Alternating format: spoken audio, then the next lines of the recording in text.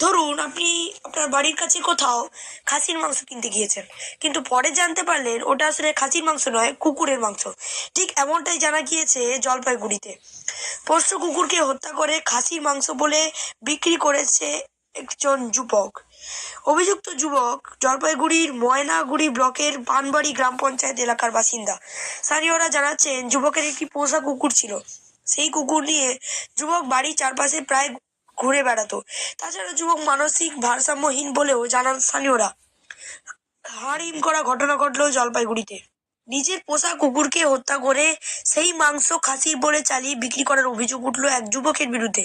ঘটনার খবর প্রকাশ্যে আসতেই ব্যাপক চাঞ্চল্য ছড়িয়েছে। ঘটনায় পুলিশ অভিযুক্ত যুবককে গ্রেপ্তার করেছে। অভিযুক্ত যুবকের নাম দীপ রায়। জানা গিয়েছে যুবক কুকুরের খাল এবং কাটা মুন্ডু সাজিয়ে মাংস বিক্রি করতে বসে এবং সকলের কাছে দাবি করে সেটি খাসির মাংস। তবে মাংস যে আসলে কুকুরের তা চিনতে অসুবিধা হয়নি মানুষের।